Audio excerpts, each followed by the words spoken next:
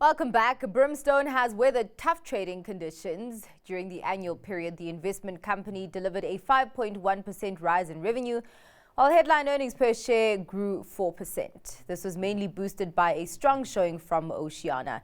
And joining me is the CEO Mustaq Brey. Thank you so much for your time, Mustaq. Now, revenue and headline earnings grew by single digits. Just contextualize that growth for us. Is it a case of there was, this push and pull movement between the headwinds keeping a lid on the benefits, or maybe the fact that there's growth in this kind of environment pointing to the benefit of being an investment holding company that has diverse investment companies?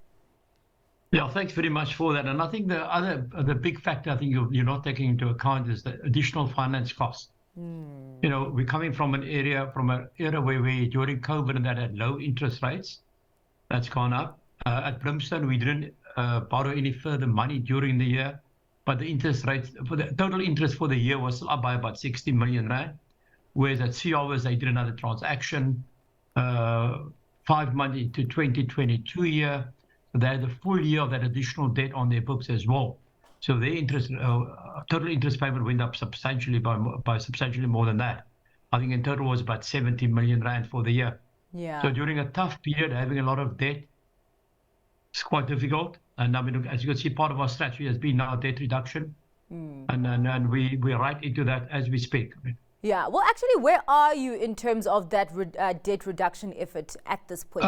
From the 1st of January till end of last week, we sold up more than 300 million rand in assets, and we've repaid. I think it was 306 million rand to be exact to our funders. So we're quite happy. Our total debt is at the moment under 2 billion rand at Brimstone level.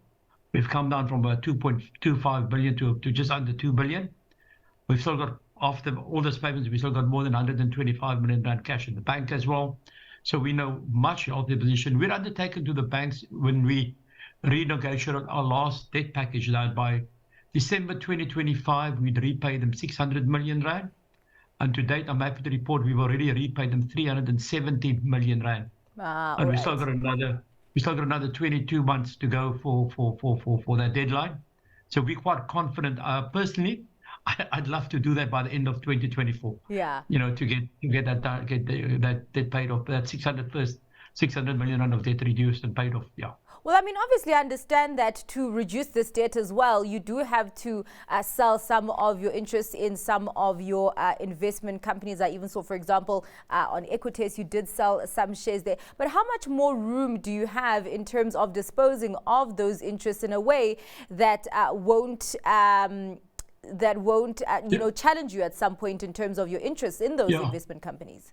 Yeah, no, if you look at our core investments, are in actual fact our two fishing company investments. We've got 25.1% of Oceana, and we've got 53.4% in round figures of CEO. Those are really our core investments. Then we've got some of our emerging investments coming through, and in that I would categorize FPG investments as worth about 380 million rand.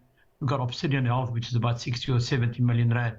And for the rest, we'll have to reprioritize and make sure that we can. And so we could in actually do it quite easily.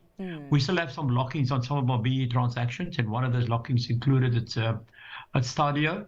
The carrying value at the end of December was about 220 or 230 million rand. 78% of that we get relieved from our lock-in requirement in November this year, and the balance of 22% in March 2025. So we've got enough elbow space or room space to meet those challenges quite easily.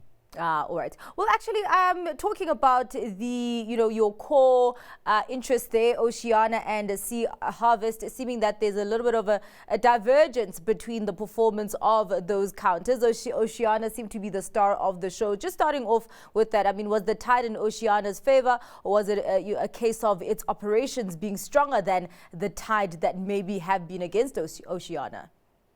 Yeah, if I can start with Oceana. Oceana was fortunate in that, they do a lot of fish meal and fish oil. And the results we should have seen from the September 2023 financial year was very strong. The stock carryovers were very, very strong as well. So that from the Manhattan, which they catch and convert into fish meal and fish oil. Fish meal and fish oil are at abnormally high commodity prices at the moment due to world shortages. Yeah. So that's been the tailwinds that help them. In the meantime, and you might have seen the ABI results yesterday, which includes I&J. The whitefish or the hake in all of the three big companies at Sea Harvest, I&J, and in Oceana as well. That's been a problem area for the last year. The hake has sort of gone away a bit. But again, we look at the 60-year track record of whitefish in South African waters. And from time to time, they do go away, but they come back quite strongly again. So we're quite happy that, it's currently for the year or two, it's going to be a bit of a problem, but the hake is still in the sea. I think because of the weather patterns worldwide changing and that type of thing, they might have just gone to deeper water to get cold water. With the heating up of our planet. I mean, so I think that's part of it. But I mean, again, we've seen over the many years, and I recently had a look at the 60-year graphs which our companies produce. We've seen these patterns before. So we're not getting despondent on it. And then your additional cost of doing business at the moment as well includes running with load shedding, running our own electricity with with generators and that type of thing. That's quite high. And the logistics issues which our country has seen doesn't help us either.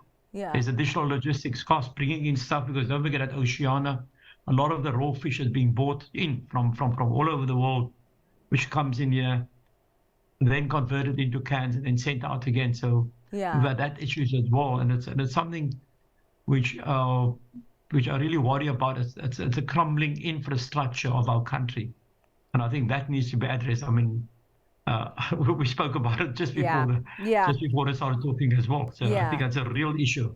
A real issue. Yeah, I mean, this is the thing that we have been talking about for years, and we're really just still waiting for significant movement in terms of those structural reforms, and hopefully we can start to see some of the tailwinds coming through. Thank you so much for your time, Mustaq. Really appreciate you outlining the details of those numbers. That was the CEO of Brimstone, Mustaq Brey.